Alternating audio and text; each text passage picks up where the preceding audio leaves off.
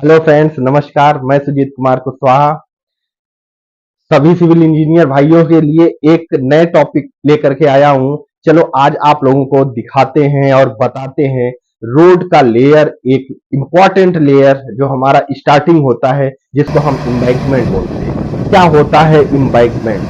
भराव, मिट्टी का भराव जो तर्पण पर करते हैं, एक्चुअली में क्यों किया जाता है, क्या होता है ये, किस टाइप की मिट्टी हम ले आते हैं, किस टाइप का मिट्टी की क्वालिटी क्या होनी चाहिए, which type property use to for embankments. तो ये कहाँ से आता है, किस मात्रा में डालते हैं, इसकी ग्रेडिंग रोलिंग कैसे करते हैं, बहुत सारी चीजें हम इस टॉपिक में कवर करेंगे। तो पहले हम आपको ये बताते हैं कि रोड के निचले सतह पर जो मिट्टी डाली जाती है उसको हम एम्बैंकमेंट बोलते हैं, जो कि क्लियरिंग एंड ग्रबिंग के बाद की फर्स्ट लेयर होती है। मीन्स जो मिट्टी का भराव सबसे पहले जो हम मिट्टी डालते हैं वो एम्बैंकमेंट ही होती है।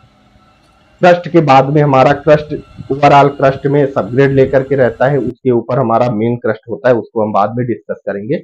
बट अभी हम आपको यही इतना बताएंगे कि जो मिट्टी होता है, बहुत सारी मिट्टी हमको डालना पड़ता है रोड पे। रोड का हमारा जो ग्राउंड लेवल है, ग्राउंड लेवल से हमारे रोड के फारल को जो हमारा एक फॉर्मेशन लेवल होता है उसको एज पर डिजाइन प्लस करना रहता है, जिसके कई सारे कारण होते हैं। तो फॉर्मेशन लेवल को प्लस करने के लिए हमको एम्बैंकमेंट्स का, रोड का भराव करना रहता है। एम्बैंकमेंट डालने के और भी कई सारे रीजन रहते हैं ये मिट्टी भरने का। एक तो हमने आपको बताया, एक स्टेबिलिटी देना, रोड को एक स्टेबल फॉर्मेशन देना, एक सॉलिड फाउंडेशन देना। हर चीज, कोई भी स्ट्रक्चर हम बनाते हैं तो उसके लिए एक फाउंडेशन की जरूरत होती है। तो रोड के फाउंडेशन क्या है? रोड के फाउंडेशन के लिए हमको एम्बैंकमेंट्स देना पड़ता है, एक सॉलिड फाउंडेशन देना पड़ता है। ये हमारे फ्लड लेवल को भी कंट्रोल करता है। बारिश के पानी डायरेक्टली हमारे इधर उधर ऐसा नहीं है कि तुरंत क्रॉस करके चले जाएंगे। 1 metre, 2 metre, 3 metre, 5 metre, 10 metre तक के हाइट के, 20 मीटर हाइट तक के रोड होते हैं। जहां जिस हिसाब से जिसकी जरूरत होती है वहां उसके लिए वैसे ही किया जाता है। तो ये क्यों किया जाता है? स्टेबिलिटी, रोड के स्टेबिलिटी के लिए, बनाए रखने के लिए, फ्लड को कंट्रोल करने के लिए ये सारी चीजें, इन्वेस्टमेंट्स डाला जाता है। आखिर ये मिट्टी आती कहां से है? तो ये मिट्टी आप लोगों को मैंने पहले भी बताया था कि ये मिट्टी बोरो एरिया से आती है। बोरो एरिया इन सेंस कई सारी चीजों को हम बोल सकते हैं। गवर्नमेंट लैंड होता है, कहीं पर फालतू गवर्नमेंट लैंड पड़ा हुआ है जहां पर बहुत सारी सुटेबल सॉइल है, तो वो मिट्टी हम ले आकर के इक्वेट करके, उसको परमिशन लेकर के इक्वेट करके ले आकर के रोड पे डाल दें। या कहीं किसान की उबड़ खाबड़ जमीन है, किसान की बहुत सारी जमीनें होती है जो उबड़ खाबड़ है, वो एक समतल सा बनाने के लिए, क्योंकि उसमें क्या है, पानी अगर नहीं लगता है तो किसान उसमें खेती नहीं कर सकता है। और बहुत सारे ऐसी जगह है जहां पर पानी के लिए सिर्फ किसान को बारिश के पानी पे ही, रेनी सीजन पे ही डिपेंड रहना पड़ता है। तो अगर उबड़ खाबड़ जमीन है और बारिश हुआ तो वो अपने आप मिट्टी पानी निकल जाता है। तो उसके लिए क्या करते हैं किसान, जब उनको पता चलता है कि यहाँ रोड बन रहा है, या कहीं NHI के लोग या कोई कंपनियां, कोई प्राइवेट कंपनियां जो लेती हैं काम, वो अप्रोच करती हैं किसानों से कि भाई आप लोग मिट्टी देना चाहते हो, यहाँ हमको एक्सप्रेशन करना है। अगर कहीं इजिली मिट्टी अवेलेबल हो जाता है तो किसान फ्री ऑफ कास्ट में उस मिट्टी को दे देते हैं, जब उनको लगता है कि ये उनके हित की बात है। और कहीं कहीं पे ऐसा होता है कि किसान पैसे लेने के बाद में मिट्टी देते हैं। तो ये बोरो एरिया से मिट्टी को एक्सवेटर लगा करके कंपनी वाले एक्सवेट करते हैं, मिट्टी को वहां से ट्रांसपोर्ट करके रोड पे ले आते हैं।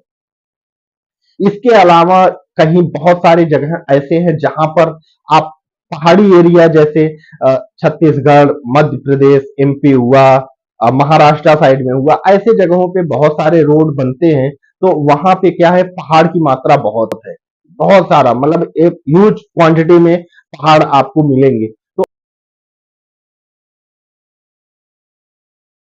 तो ऐसे जगहों पे बहुत सारे पहाड़ी एरिया को भी काटे जाते हैं, बट वो आफ्टर परमिशन। तो इस तरीके से आपको मिट्टी मिल जाएगी, कहीं से भी सॉइल मिलती है। अब हम ये देखते हैं जो सॉइल हम वहां से उठा रहे हैं वो सुटेबल है कि नहीं है। तो सुटेबिलिटी चेक करने के लिए हम सबसे पहले सॉइल का टेस्ट करते हैं कि ये सॉइल सुटेबल है कि नहीं है। इसको हम नेक्स्ट में बताएंगे।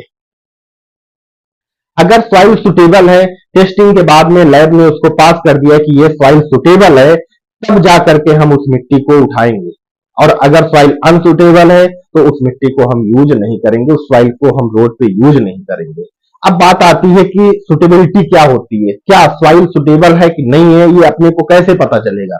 लैब टेस्ट करेगा, but as a site engineer, अगर आप साइट इंजीनियर है, आप सिविल इंजीनियर है, या आप अभी सपोज आप फ्रेशर है, आप पढ़ाई ही कर रहे हैं, तो आपको ये पता होना चाहिए कि सॉइल की कौन कौन सी प्रॉपर्टीज है, क्या क्वालिटी होना चाहिए जो हमारे लिए बेहतर है।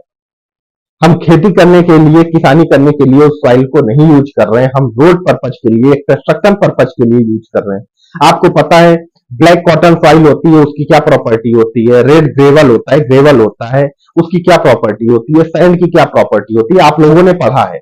ये सारी थ्योरेटिकल चीजें आप लोगों ने पढ़ लिया है। मैं आपको सिर्फ ये बताऊंगा कि which type soil is suitable for road construction, which is important.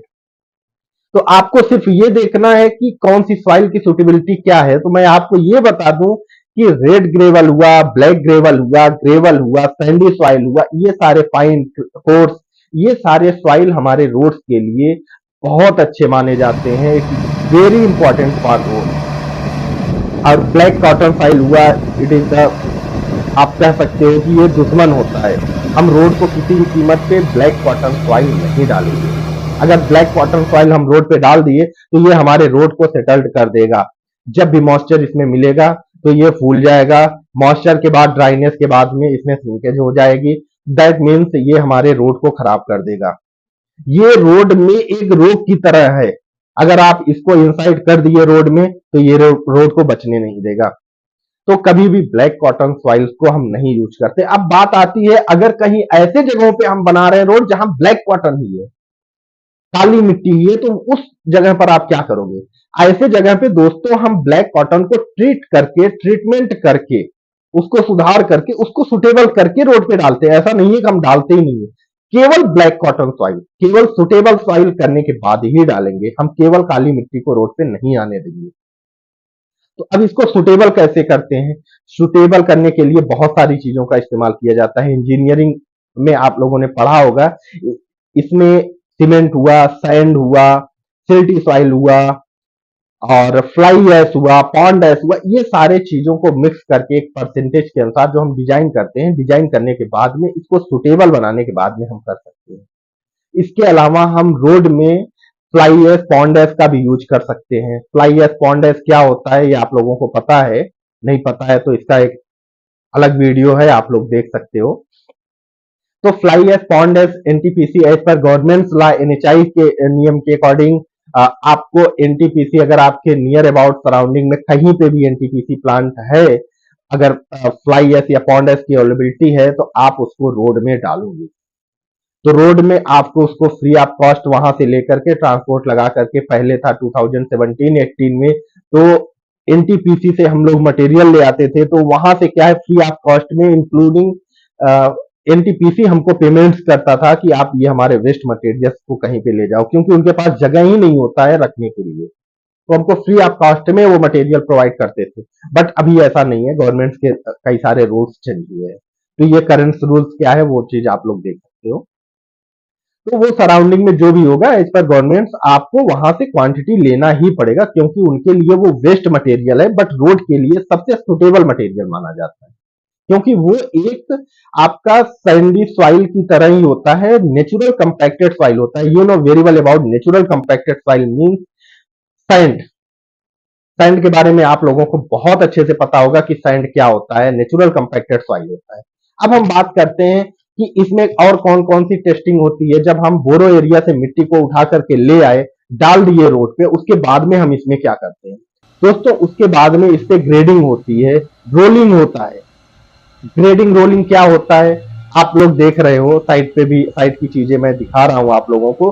तो इसमें बहुत सारी चीजें, ग्रेडर चलता है, ग्रेडर चलने के बाद में ग्रेडिंग होता है, मिट्टी को फैला दिया जाता है, डंप जो रहता है उसको तोड़ दिया जाता है। उसके बाद में ग्रेडर के बाद में रोलिंग करते हैं, रोलर ये